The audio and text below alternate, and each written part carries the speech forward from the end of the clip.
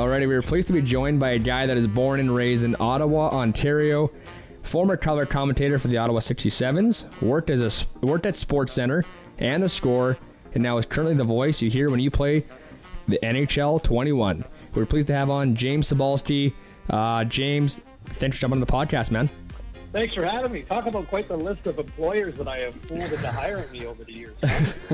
Well, I mean, that's a good thing, though. I mean, that means you're good at a lot of things. Well, I'm good at selling snake oil. How about that?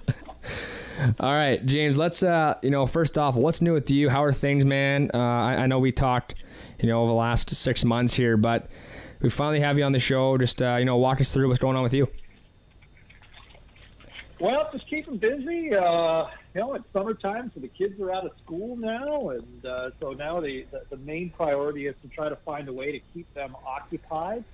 It's still a little different getting used to the fact that the NBA Finals and the Stanley Cup is being played in July, and it's kind of downtime for the video game. So just finding a little bit of me time as we are in it's been quite the heat wave to start the summer here out in British Columbia.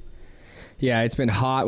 Right now we're on the road now in Swift Current, Saskatchewan, but back home and I guess across the province here, it's been 35 and no wind for the last 6 days. So 26 today felt like it was -4 in Saskatchewan. So It's funny. We had the same thing this morning. It was like waking up and there was a breeze coming off the water here where we are, and it was like, oh, kind of cold this morning. Everyone a sweater. My wife essentially she had sweats on this morning for about half an hour until she was back in shorts for all of her Zoom meetings. But, it was, I think a little breeze in the air felt like 20 degrees felt like, oh, we needed this to cool down. All right, James, as we always do in this podcast, we like to backtrack things, walk us through, a young James Cybulski growing up in Ottawa. I know that you must have a lot of things going on as a youngster because, you're still playing video games now, but, walk us through a young James Cybulski. Oh, man, where to begin? Lousy athlete and love to talk. That would probably be in a nutshell. But, my dad was a huge sports fan, so sports were on a lot when I was a kid. My dad was also very active playing a lot of sports. He played, my dad was a police officer, so he played in the police league. And so every Saturday he would play, against, in the winter he played, playing hockey, and in the summer he played baseball or fast pitch, if you will. But man, the police league in the 70s was intense. It was, now I guess it's probably always been intense, police leagues, because I remember when I lived in Toronto, there was a rink down the street from me, and I remember the guy who ran the rink. I remember him telling me, he's like, "There's only one group we've ever had to ban from this arena, and it's the Toronto Police." So I think there's a reputation maybe when cops get a little aggressive and take all their frustrations on villains out. They take it out amongst each other. But my dad would play Saturday mornings at an arena called Sandy Hill Arena, which was in downtown Ottawa. And man, like in those days, the glass, the plexiglass was low. Pucks would be just whistling into the crowd left, right, and center. And there would be fights on Saturday mornings, right? 9, 10 o'clock in the morning. And here are these cops that walk the beat together just punching the crap out of each other. And so it was kind of, as a kid, somewhat terrifying initially going, well, I don't want to play hockey. What is this? Yeah. Right? And, and so it was I was a little gun shy initially. And then, eventually found my way and played minor hockey for about 10 years or so. And, it was definitely, just fascinated by the stats. Loved going into the box scores of the newspapers as a child. Checking your stats out. I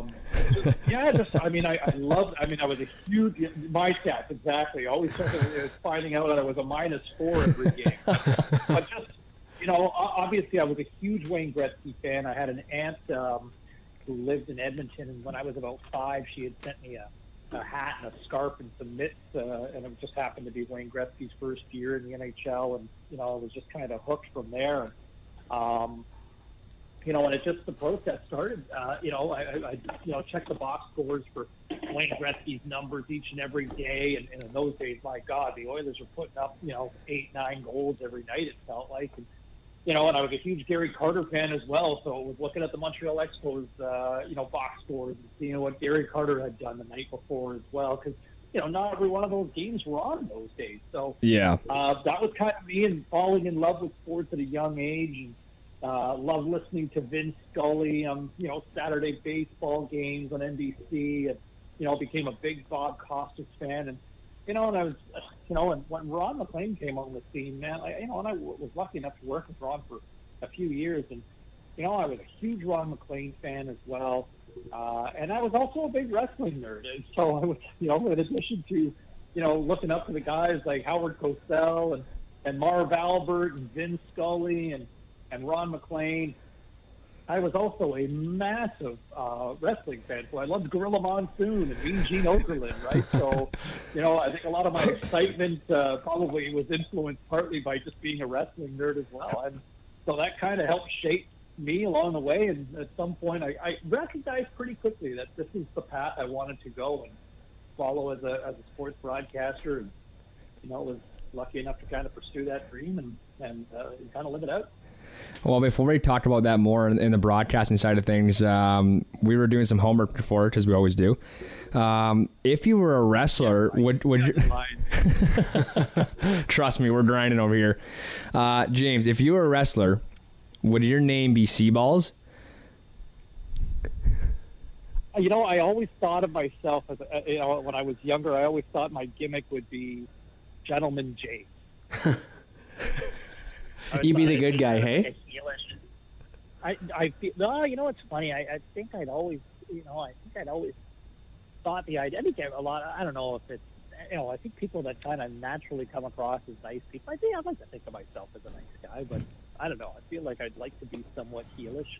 Come out dressed up, kind of like the old $1 Million Man, tearaway tuxedo, with just a little pompous, a little swag, and just kind of be that sort of, full of hot air type of guy. I think that's how I kind of saw myself. Seaballs didn't come until much later as I became an adult. So, yeah, I don't know. I mean, maybe. I mean, I think that's how so many people know me now, and so I feel like it would be the gimmick I would inherit. But if it was my call initially, I always saw myself as Gentleman Jim or Gentleman James, sort of heelish, pompous sort of villain. That's not a bad name either. James, I want to talk quickly here about your hockey career. You played for the Gloucester. That'd be pretty short. The Gloucester Cougars. First off, did I say that right? And two, walk us through you just mentioned your short career. You know what? Gloucester, first off. Thanks. So, yeah, it was actually for years, for most of my playing days, it was the Steerable Flyers. And then eventually the Minor Hockey Association merged with North Gloucester. So we became known as Gloucester Center, essentially, as the two hockey associations converged.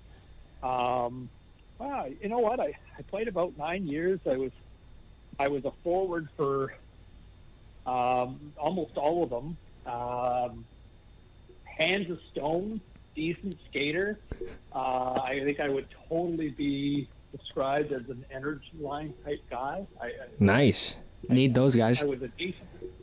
Yeah, I was a decent skater. I wasn't overly physical, but I like to think of somebody myself. My dad always kind of preached back checking and hustle, and so I think smart man. Find myself. I think I found myself a role on a team. I was definitely not the guy you'd look to say, "Hey, look, we need a goal," or "Hey, you know what, you'd be a great playmaker." But I certainly found a role for myself, and I just always tried to hustle. I tried to skate hard. I always liked to try to consider myself as. I always liked to, especially when I was younger, I kind of loved the idea of a race or like a 100-meter dash. I was always fascinated from an Olympic standpoint. So, in that sense, I always tried to want to be at least one of the faster guys. Not to say I was, but I always liked the idea of trying to be, try to be quick. And Yeah, I played, generally mostly house league hockey for the bulk of it, so was never on any scout's radar in any way, shape, or form. But I had fun for a few years, and then eventually, I think my last season of minor hockey, we kind of won the league championship, and that was kind of nice. And just remember, it was like kind of the end of the game. It was like, all right, I think it's time to go start working as a part-time guy somewhere. And that was kind of it. Like, I kind of recognized that I wasn't going to be drafted. Yeah. So that was that. Okay, well, then that leads into my next question here. When did you really start to, figure out, hey, like, broadcasting school, one, but then two, like, once you're there, hey, like, I could, do a full-time job of this and be really successful? You know what? I think for me, I don't know if I ever thought, hey, I can be really good here, but in high school they had something called a co-op work placement, where you could get a couple of credits, by kind of working in a wherever, right? If you wanted to be a mechanic, you get in a garage. You wanted to be a cop, maybe you got a job placement working in police station doing stuff or whatever that looked like. But I got in working, and I wanted to do something at more like the local television station, like the CTV affiliate there, which is then known as CJOH. I wound up getting in at Rogers Community Television. And, the stigma around community television 30 years ago was, it was basically Wayne's World, right? Yeah. So, I got in there, and, it turned out to be one of the best things for me. It was like hands-on experience doing everything. And, they were looking for, I got in a little late, and they were looking for a play-by-play guy to do, and I wanted to do on-air stuff, and so I thought I was doing all the behind-the-scenes stuff, but I wanted to try on-air. And so they were looking for a play-by-play guy for a boxing tournament. It was the Canada Cup boxing tournament in 1992. So I was 17 at the time, and it was a pre-Olympic boxing tournament before the Barcelona game. Yeah. And I had asked the producer, a guy who kind of ran live events and sports division there, and I said, hey, you got somebody? Send me an audition. And but at 17 in those days, almost 30 years ago, they didn't realize it was really tough to kind of have to put it together a demo reel at that age, right? Like, yeah. It's not like you had access to editing and audio, video equipment and all that. So, I scrambled and I went home and I basically popped in my VHS tape at home of WrestleMania 6 with Hulk Hogan and the Ultimate Warrior, and and just called, basically called that match, because I took a tape recorder and put it next to me, and I called this 10-minute match and sent it to him, and of course he never listened to it. And shocker. So a few days goes by, and I said, "You make a decision?" He's like, "Oh, I haven't listened to it." And I was driving with the producer to go set up for this event, and we were going to set up the cameras and all the technical gear behind the scenes. And he says to me on the drive over in the kind of the company truck, he says, "All right, there's a guy named Smith in the blue corner and some Russian name in the red corner. Call it." So here I am, 17, just improvising on the fly in a van in traffic, and just kind of tried to fake it as you make it, and he loved it. He just started. So here I was, like, all right, here we go, get ready to the opening round, and both men come out. Oh, there's a great right hand. Oh, I want to punch here. Oh, just calling just like 30 seconds of drama. And they loved it. The producers, he's like, all right, you got the gig, be ready to go Saturday, and they're gonna do it. It was like, oh, wow, cool. And so I did it. I that is incredible. Was terrified. That's funny. May have actually crapped my pants on the actual day of, and called the event, had a pretty good time, and it was fascinating, because looking back, one of the eventual heavyweight champions of the world was on that boxing card, a guy named Chris Bird. Not exactly a memorable heavyweight champion, but he was for a brief while, and in the mid '90s, and so I had that opportunity, and I just continued to volunteer, helping out with 67 games and going to college and having a chance to do some play-by-play for the Ottawa 67s. And, we went on the road and, traveled around with the legendary Brian Kilray, who was, the general manager and the head coach of that team around that era. And, just an absolute hockey legend. And so learned a lot of tough love from him, but really kind of helped shape me too. And, and along those ways, it just continued to go. So, I was going to school and I would continue to volunteer to, do sideline reporting for, university football games or basketball games or, a play-by-play for Ring Ad and just karate tournaments, anything I could to get my reps in. And I thought, and as people started to see me, and I got a gig as a host on a weekly Ottawa Senators series called Overtime. That's when people really started, I think, to take notice and started to see that, hey, I see on TV and, kind of with the NHL rub. And, and I wasn't making really much money because I was, working weekends at a, classic rock station, but, still living at home. But starting to kind of put together a decent body of work where I thought, okay, maybe there's a shot here. And recognizing that I'm probably going to have to leave town in order to really kind of take that next step. And eventually it did. That's incredible. So, James, so you go to school in Algonquin College. Am I saying that right? Algonquin. Well, you guys are failing Ottawa local areas. We don't get out of we don't get out of the province much. Yeah, we've been in lockdown for 3 years here. So you guys got to go further. You got to go a little further east than current, I think, next time. So you graduated from the radio broadcasting program, but was that the only college you were going to, or do you think about going to any other schools? No, you know what?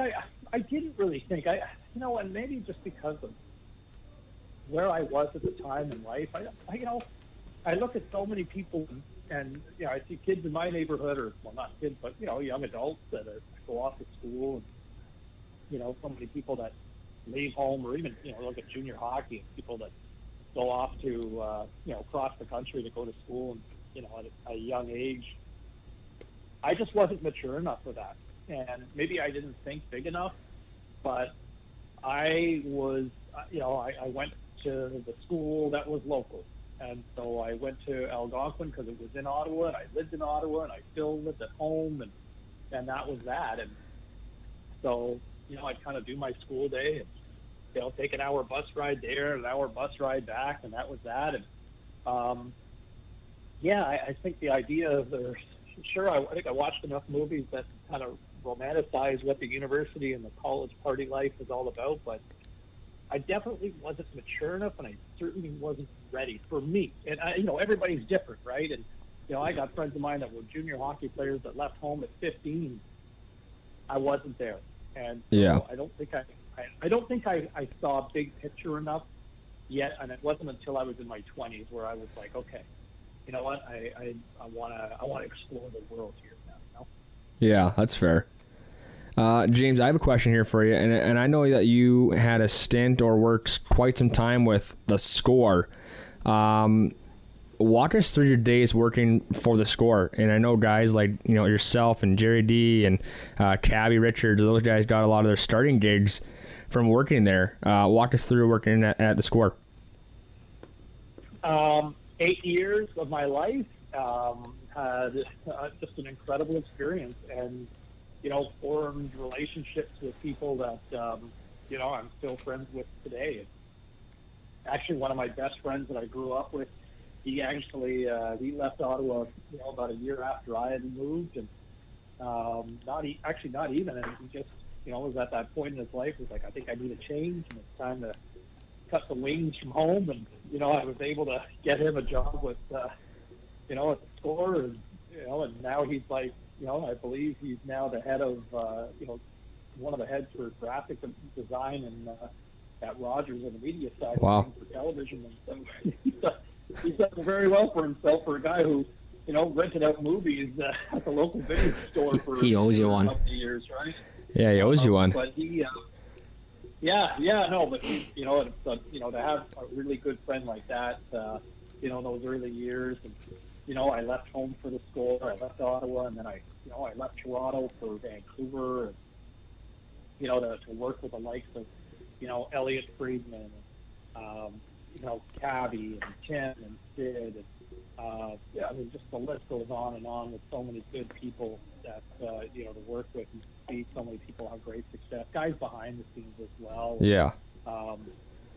Just you know, it was an opportunity for all of us. You know, the score did not have a big budget. They had to be creative.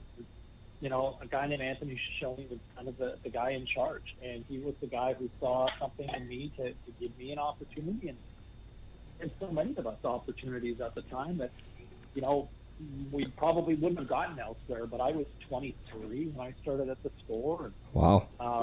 We were all kids, but we were all ourselves. You know, we were given that creativity to just kind of find our way, and that's how it kind of worked out for us in a lot of ways. You know, being at the score, because you know, we did our work, and you know, for me, as you know, I keep coming back to wrestling, but you know, I had a lot of wrestling references in those days, kind of late '90s, and the Stone Cold and the Rock, and you know, using all those drops, and you know, Sarah had all the SNL drops in his, and you know, and Tim McAuliffe was so ahead of his time. You know, all the hip hop, you know, that he worked into, you know, his highlight packs. And, you know, Steve Coolius had his own energy and style, and it just, the list goes on, and you know, it was each, you know, everybody, and you know, it was a fun competitiveness in the sense that, you know, I think guys rooted for each other for the most part, and at the same time, you know, you kind of wanted to outdo each other. Who was going to have the pack that was going to pop the other guy, right? So, you know, you whatever highlight pack you had, you just wanted to. You wanted to be better. You wanted to have the best pack, and it wasn't in an asshole way. It was in a way that, you know, okay, I want to make you laugh, kind of thing. And that was sort of almost like the goal and the ambition half the time to try to pull off. So it was such a fun environment and energy for those early years, because we were kids. Like, we were all so young at the time that, you know, to get that opportunity, and it really kind of gave us a chance to thrive, and to kind of see where, like, you look at the success, you know, Martine, Dyer, you know, as I mentioned, Elliot, and, you know, Tim and Sid, and just so many others. The list goes on, and across the country, you know, even other ones, Sarah Orlesky, and, you know, Patricia Bowles. Yeah, I mean, I could continue to go on, but it's remarkable to see how many people are in great positions, and that's just from an on-camera standpoint. Never mind how many people, you know, behind the scenes that are, you know, lead directors behind the scenes in the industry, like Don Landis, you know, Glenn McDonald, and Brian Spear, one of the top producers for Hockey Night in Canada. So, yeah, it's been interesting, that's for sure. Yeah, that's awesome. That's crazy. James, I do want to talk, and I believe it's coming up. Well, this new year will be 12 years, if my math is correct. Wasn't very good at math in school, but the 2010 Vancouver Olympics, you were there covering some of the sports there and whatnot. You know, walk us through that experience in itself. You know, I like it a lot too. As somebody who grew up in Ottawa, Canada Day was a big event growing up. July 1st in Ottawa, you get about 250,000 people that would converge on Parliament Hill. And, you know, faces painted red and white, and the maple leaf here, there, and everywhere, and people wearing red and white. It's just a sea of euphoria and celebratory, and it's love it. And, you know, obviously this country's, you know, trying to come to recognizing its own kind of failures and awful past in a lot of ways, too. And, you know, and rightly so, that we need to, you know, recognize what's been happening. But, no, the point is that Canada Day was a special day for me growing up as a child.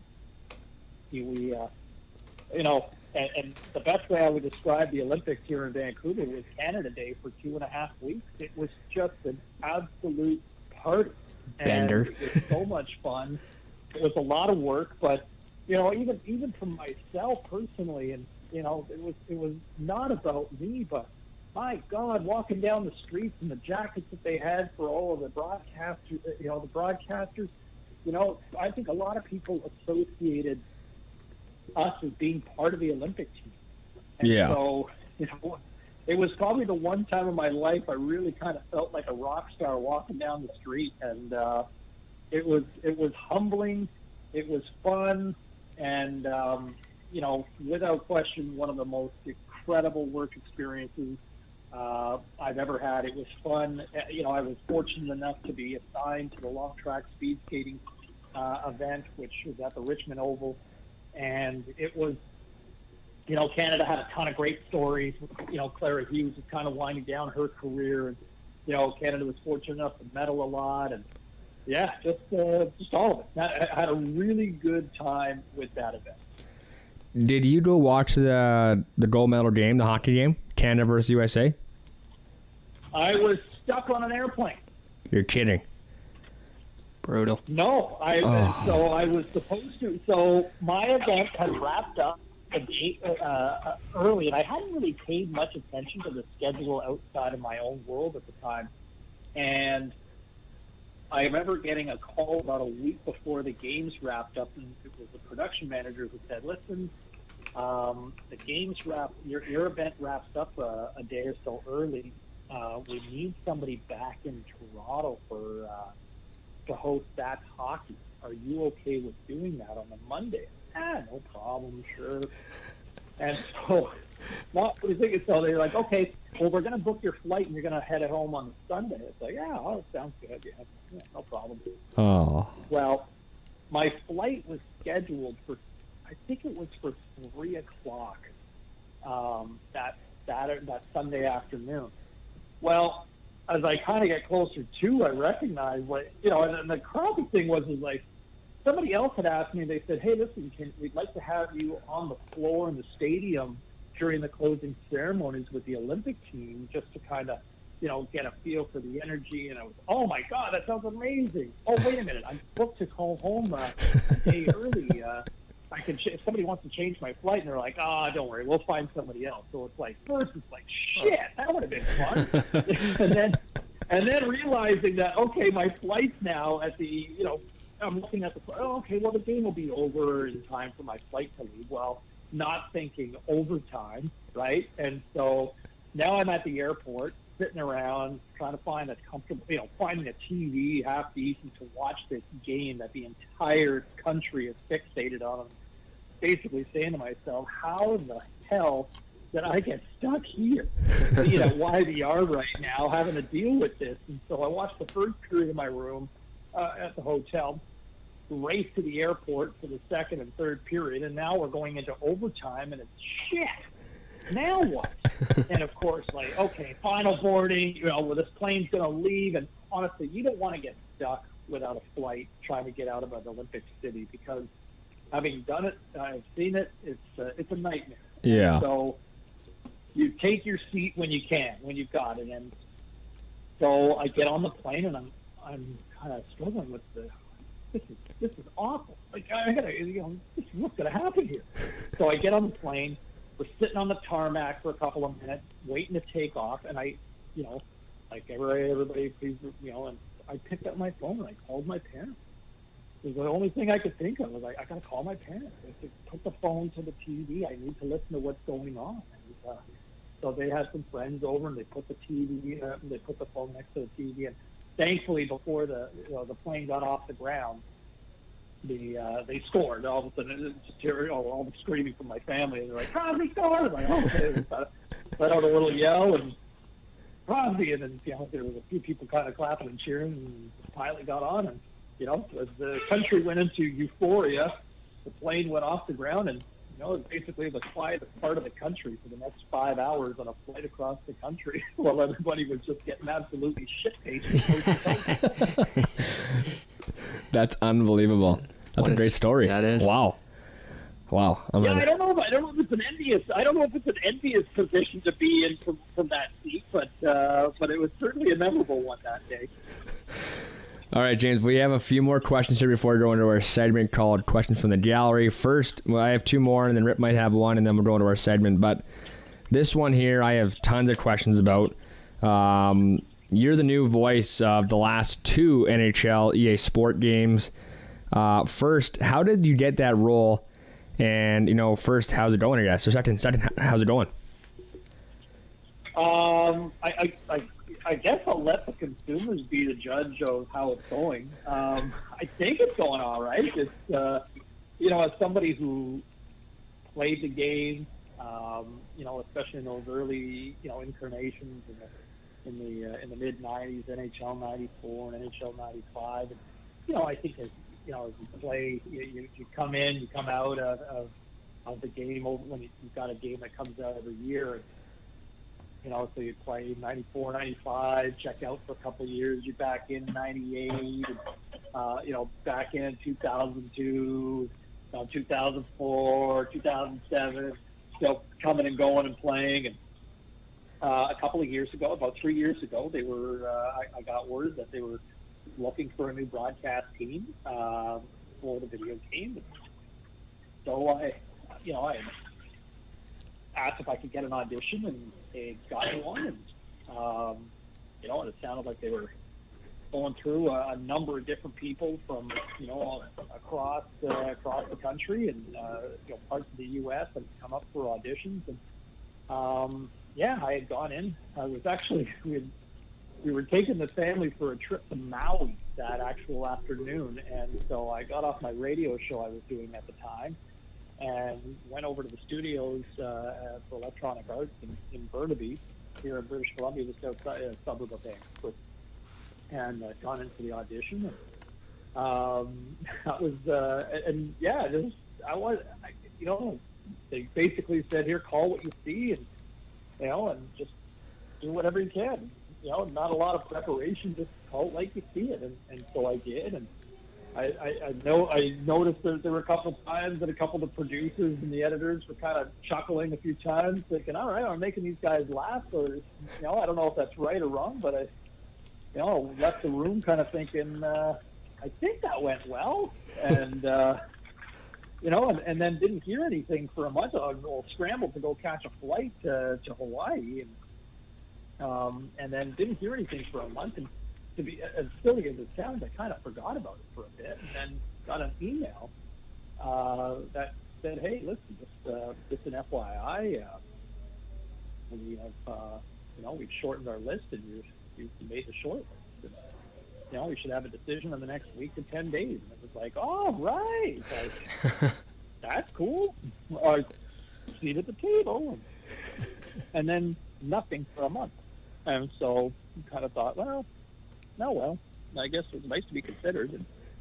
And then, hey, we'd like to schedule a chemistry test with another talent and to come in for this day. It's like, oh, here we go. And, who do I run into in the parking lot? It's Ray Ferraro. And it's like, oh, my God, Ray, this is so cool. And so here's Ray and I, worked together for about 10 minutes there. And they said, all right, thanks. It was good. And didn't hear anything again for another month, and another month goes by, and Snoop Dogg walked out. Oh, Snoop Dogg. Snoop had a big bag of herb, and he said, "Come hang out with me." And he just I got another email, and they said, "Look, we need you to come back one more time." And now at this point, for a third audition, it was like, "Holy, this is serious." Yeah. And now I've got that knot in my stomach where I really wanted, where I was kind of carefree, like it'd be really cool, but I'm not going to get my hopes too high. And now I want it because it's the third time in, so I'm thinking this is serious. And I just went in, and they said, "All right, we like what we hear, and we'll let you know in a week." And it was probably the longest friggin' week of my life. And finally got that call, and as I mentioned in the outset here, as somebody who grew up playing the game, to get that call, and I've done some pretty cool stuff in my life and cool stuff in my career, but man, like to get that call from Sean Ramjagsingh, one of the executives over at EA, to say, "Hey, we'd like for you to be the voice of NHL 20," that was Not gonna lie, man, I kind of welled up, and that was definitely one of the coolest things that I never thought I would ever think happened. But clearly, all those years of sinking quarters in an arcade machine, that paid off. That's awesome. That's so cool. So you get the role now. Give us a rough estimate of like how many hours you put into this. So were you just like reading off scripts and your checks? Yeah, exactly. No, you know what? I contracted to do somewhere in the neighborhood of about 250 to 300 hours a year. Jesus. And wow. Yeah, and so there's a lot of fresh content that we've been able to kind of put into the game. Been doing that for the last several years, and it's been pretty cool to kind of get to this point, and so so I think in the last couple of years we've had about, I'm going to say probably somewhere between, just on my end alone, probably close to, I'd say probably if you added Ray and I together, there's probably about 700 hours of content. Holy, that's nuts.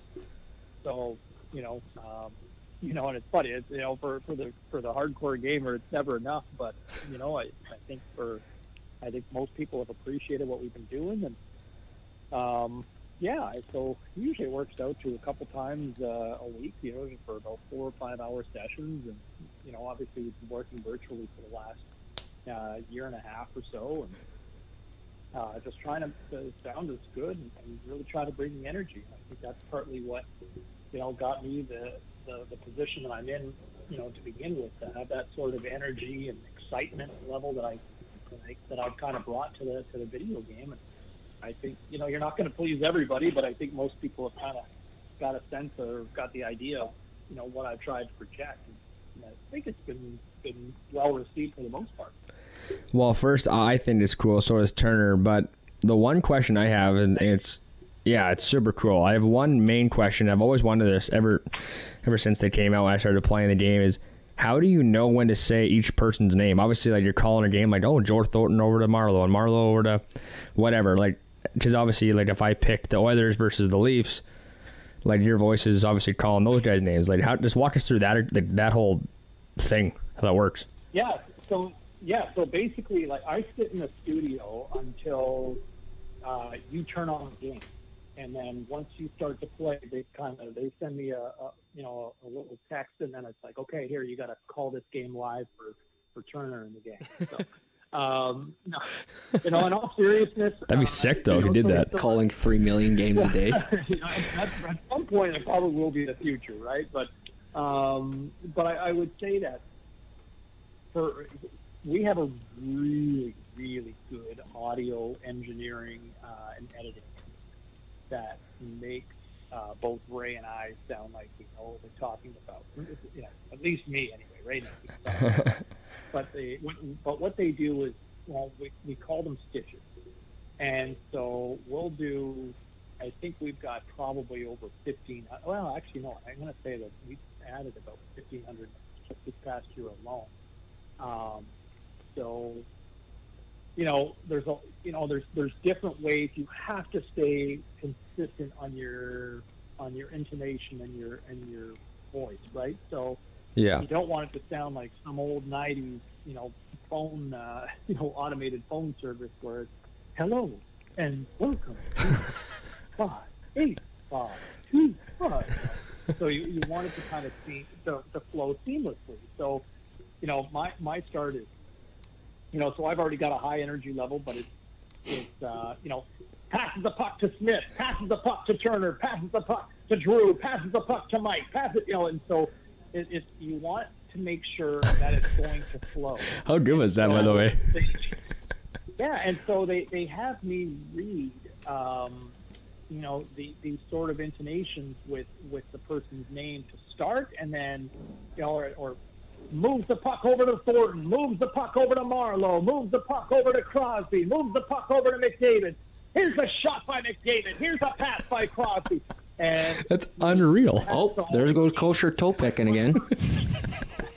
But for each name, it has to flow, and so they actually edit it at a certain point as I'm flowing through the conversation naturally, and then they'll stop, and they'll add that edit point where it doesn't sound like it's edited. And so we do that for, what I'm going to say, we added even names that aren't even in the National Hockey League or in the minors or junior. We've got a couple thousand that are pro hockey players, and then we've added hundreds and hundreds of names, and especially as we've evolved from a diversity standpoint for people with the game. Yeah. That Cybulski was a tough name for people to pronounce 30, 40 years ago, and now Cybulski feels like a really easy name compared to so many other names. And, yeah. As we become more diverse as a nation, obviously Canada's, a big hockey hotbed, but as America gets more diverse, as the rest of the world becomes more diverse and more connected, we want to be reflective of that. So we've really tried to make a point of adding, names that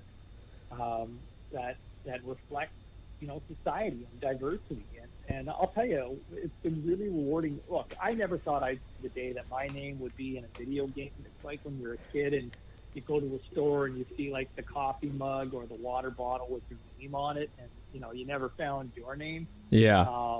And I want to make sure that those names are in there, and I want to make sure that if we have an opportunity to do that, let's make sure we can. So.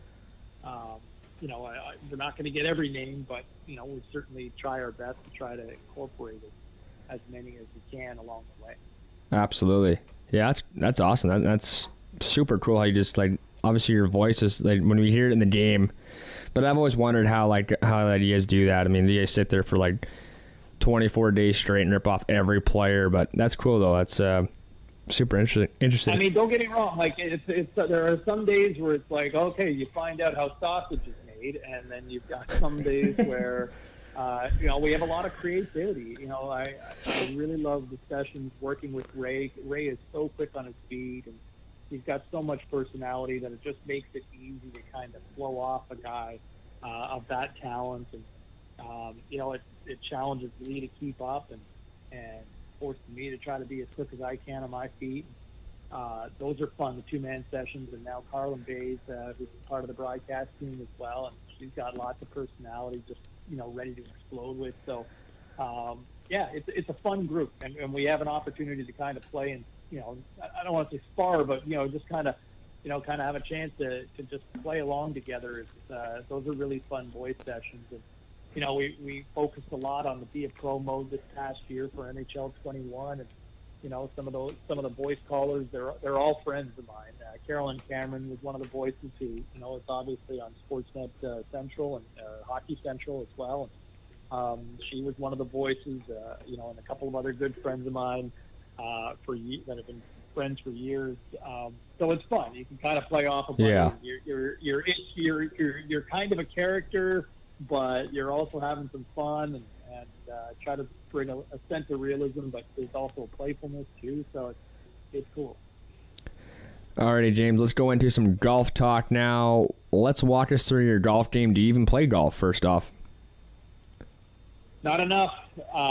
You know what? I've tried to start playing a little more in the last couple of years, but for me, I need to take lessons. For me, a good round would be probably shooting probably a $110 nowadays. Okay. All right, coach can work with that. I can work with that. We can figure it out. You guys can fix me? Yeah? Okay. Yeah, we can. We'll figure it out. I just you know what for me it's just I traveled for a long time. Yeah. And then when I was home, it was hard to justify. For the longest time, like when I lived in Toronto, trying to get to a golf course from where I was living in the city, it wasn't easy. So, you're looking at 45 minutes at least to an hour. But when you factor in, you're 4.5 hours around. They're long days. Factor in your time. Well, it just, it works out to be a very long day. And with young kids, it's tough to justify those days. I don't think I was ever passionate enough about the sport when I was younger to play it and play well. And I think, a couple of years ago, I got in about probably 7 or 8 rounds, and I started to get that itch for a little bit. COVID's kind of hunkered it down in the sense that it's such a great sport to be outside, but man, like the demand to play the sport has gone through the roof. It's incredible. COVID's probably been one of the best. Like on it, and here's a good for the sport that look. I mean, golf has felt like a dying sport for the last several years, and you look at the cost of memberships, and and who's the clientele and who's the audience that was playing, and COVID might be one of the best things to ever happen to golf because it has got people on the course. Yep. Like, it's tough to find a tee time. You have to be diligent. It was the only thing you were able to do. Yeah, no, and that's it. And look, I mean, it's almost as tricky. Like, it's next to impossible to try to book a provincial campsite here in the province of British Columbia and trying to get a tee time at a golf course. Like, you really have to want it. You have to be dedicated to get those tee times out there. And it's great to see people, it's great for the sport, but it's not on my priority list. And I used to like probably benefiting from the free rounds of playing some of the charity tournaments. There's just not been a lot of them going on. So, or people have just found out how shitty a golfer I am. And they just don't want to invite me back. It's probably a couple of those things. Rip, you have more golf questions for him? You know what? We'll do this in honor of Troy. Troy's not here today. Well, do you want to do it in the segment? Yeah, we'll do the segment. We'll do the segment. I will say this. I have been to Augusta. I covered the 05 Masters. You're kidding. Okay, here we go. Walk us through the 05 Masters then. Well, funny enough, there was a story behind it, too. So I got to Augusta, which, like, with all due respect to anybody who's listening that might be from Augusta, Georgia, I'm sorry, but and maybe it's home, and maybe it's a nice place for you to live. But man, like going there, it's like there's you've got this field of dreams built in the middle of this.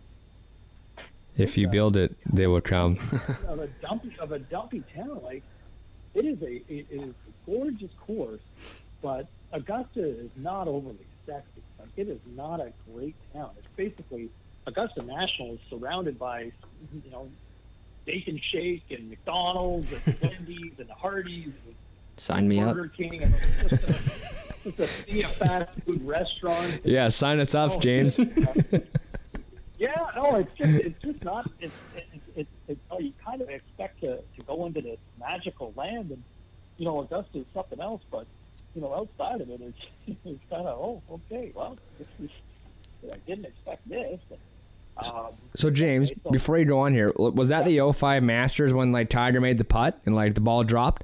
That was the in your life. The chip, yeah. That was the in your life, and even better. So I get there on the Monday for the start of Masters Week, and I pick up my credentials, and they said, "All right, here are your credentials for your practice rounds." I'm like, "Great, and what about when the tournament starts?" To which they replied, "Oh, you're only credentialed for the practice round." Oh my! That could be some sort of mistake. Nope. So I basically spent Thursday through Sunday in a satellite truck in the parking lot of Augusta, basically had to cover the tournament that way. After walking the grounds for 3 magical days of the practice rounds, but. Basically watched the tournament on black and white monitor and they tossed you into a sweaty van. Yeah. So close, yet so far from paradise, boys. It was, but that was the Tiger. And, to be down there, to walk the course, and this is 2005. You could still smoke in the press room. People still hacking butts from international media coming in. I had a chance to interview Arnold Palmer when he was there, and that was nice. Kind of cool. And I actually it was funny because there was a clothing designer in Toronto or a clothing distributor, and they had the contract with Jay Lindeberg, which was all the clothing that Jesper Parnevik was wearing. Yep. And Jesper wore some colorful stuff. So I got decked out with all the gear, and people were looking at me like I was this dude's got to be a player, or who the hell is this guy? Because I had the bubble gum. And this, keep in mind, like, dude's wearing color in '05. This is still early, right? So, you know, I had the striped pants, the bubblegum shirt, the lime polo shirt, the big Jay Lindeberg belt buckle. I had the visors, you know, and it's funny because everybody noticed my coverage shot. When I got back, you know, it was other mix like, man, you had some colorful stuff, or other people would just be, man, you look like a friggin' idiot. So, yeah, the people of Georgia would have loved that look. It was definitely memorable. Yeah, it was definitely memorable for a lot of ways, but it sucked like hell having to cover it from a parking lot satellite truck. Your story was so cool until you had to sit in the truck for 4 days. Broke my heart. Oh, do you watch the putt? Yeah, on a black and white TV, size of a toaster. You got to hear the roar, though. Yeah, and well, I'll tell you what. The one of the most surreal images I've ever experienced in my life was the '04 Canadian Open, where Mike Weir had a 3-shot lead in the final round on the back nine at Glen Abbey. Right. And Vijay Singh was the #1 ranked golfer in the world at the time. And, you know, he was, and Mike was on 18, and it was this whole, wow, can he end the 50-year drought? And there he is. He's on 18. He needed to hit, I think it was an 8 or 12-foot putt to win it. And there were so many fans. There were so many people. There had to be about 50,000 people lining 18, and you could just. I remember sneaking under the grandstand and kind of ripping a little hole in the green signage and banner wrap that was around that kind of dressed up the grandstand, and poking a hole through it under the grandstand to kind of see, and it was just people for miles and miles. And there, man, Gretzky was there watching, and so many other notables. And, you know, Weir missed the putt, but man, just the hush to have that many people in absolute silence. Yeah. For Weir, I can't even imagine the pressure he felt, because my heart was pounding. But it was just, I mean, had he been able to hit that, that would have been one of the most incredible moments in Canadian sports history. If he was able to pull that off. But man, just the heart pounding, everybody pulling for this guy. I'm sure he felt the weight of it. And this is, you know, Mike's a year removed from winning Augusta, right? Yeah, that's incredible. One of the most incredible sights. It's unfortunate that Mike couldn't finish it. You know, lost to the best in the world at the time, and BJ, although I think most people would still probably say Tiger was still the man at that point. But man, it was incredible, that image, that moment on 18 at Glen Abbey. Wow. Yeah, that's nuts. All right, James, off to our segment called Questions from the Gallery, sponsored by Perfect Turf Sask. Best turf, North American made, putting greens, great lawns, and zero maintenance. Check them out today on social media at Perfect Turf Sask, or you can call them at 306-541-9840. Perfect Turf is only a call away. James, how good is that radio voice, by the way? That's a hell of a read. That's why you guys get the big bucks. Yeah. Okay, moving on here, James. Okay, I want to know here a good question that everyone wants to know. One person that you've interviewed in your whole career thus far, your favorite one, maybe it's one of the biggest celebrities. Yeah, who's your favorite interview so far? For celebrities or sports or... Yeah, whichever. Like, just one that you're like, wow, that was unreal, and this person is super cool. Oh, man. You know what? It's funny. I get asked this all the time, and I don't know if I ever have a great response. I've been really fortunate to talk to a lot of different people over the last several years. And, you know, I'll tell you what, just from a recency bias, you know, 2 years ago, I flew down to L.A. and spent 2 days in the studio recording with Snoop for the video game. And he was awesome. It's just fantastic. It was he was everything you would expect him to be. He must have stories. Oh my God. There's so many stories. I mean, it's a fun guy and huge sports fan. You know, one of the coolest things for me was when, you know, we were just talking. It was the NBA Finals at the time. The Raptors were playing the Warriors. You know, he was pulling for Golden State. Obviously, you know, I was all in on the Raps. And, you know, we were talking about ball. He's a big Lakers fan at heart. I just said, you know, I said, you know, I just started watching basketball for me as a kid because of Kareem Abdul-Jabbar. And when I said that, he kind of perked up and he looked at me and he said, really? I said, yeah. He said, okay, I'm going to show you something later. And I said, okay. You know, the voice session continued and, you know, the day went on. And when we wrapped up that first day, he got up, he left, and we were kind of packing up our stuff. And, you know, he came back into the studio and he had this little jewelry box, and he opened it up, and it was Kareem Abdul-Jabbar's All-Star ring from I think from 1971, and another one from 1985. And, wow. You know, he was a huge Kareem fan as well, and just kind of have that bond. Yeah, it was. You know, just to show, this kind of showed that how big a fan he was. And, you know, what kind of resonated for him, that I think he said somewhere in the neighborhood of about 1,000 jerseys he had in his collection.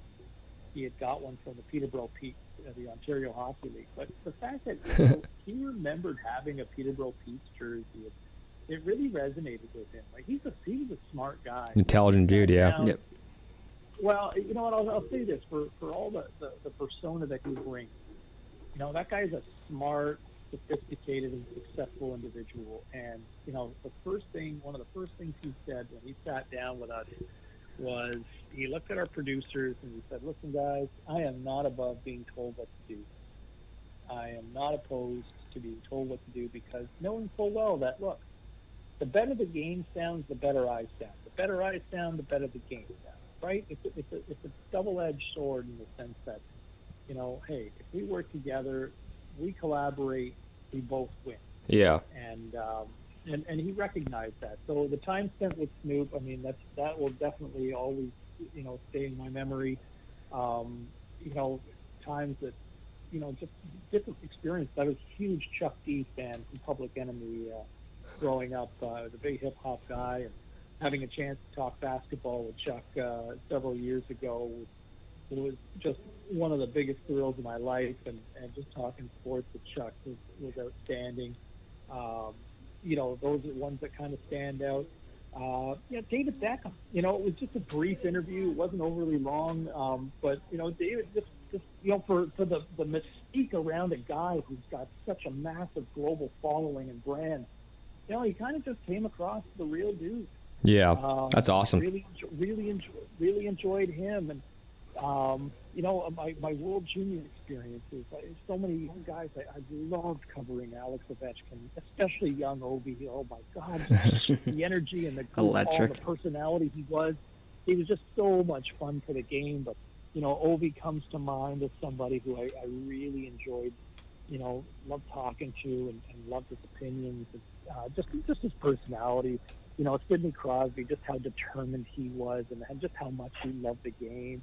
You know, Carey Price, you know, he gets cut in 2006, and I remember sitting there with him along with a couple of other players who had been cut, and they're waiting for the bus to kind of take them back to the airport. And, you know, and there's a group of players that had made the team that year in Vancouver, and we're in the hotel lobby, and, you know, Price to nobody specific, but just kind of said it out loud, and he just said, you know, this sucks, because I'm going to come back next year, and I'm going to dominate.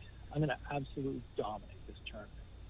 And sure enough, man, true to his word, Carey Price came back, and man, I mean, if you're a Canadian hockey fan, you probably still remember that magical performance that he put on in Leksand, Sweden, with shootout and backstopping Canada to gold. And, you know, here he is in the Stanley Cup final for the Montreal Canadiens. And, you know, I'll tell you what, you know, it may not be a win for the Habs here in the Stanley Cup final, but I'll tell you, man, like, Carey Price put on a show for 3 rounds to at least get the Habs in the final. Absolutely. So, okay, I'm going to piggyback off of that. Do you think Tampa closes it out tonight, or Does Montreal stay alive here? You know, it's hard to see Tampa losing at this point, but man, I have refused to bet against the Habs the entire postseason. So I'm going to say Montreal finds a way. I just, to me, and I obviously Carey Price hasn't been very good for the first 3 games, but I've been of the opinion for the last 2 months I am not betting against Carey Price, and it might take a miracle, but I'm gonna stick to my guns. I'm gonna say I'm not betting against Carey Price. James, who's your favorite wrestler? All time? Well, let's do all time and then current. All time, Ricky Steamboat. Ricky Steamboat. That's a name. And current? I don't watch as much as I used to, but you know, man, it's tough not to like the Canadian Kenny Omega.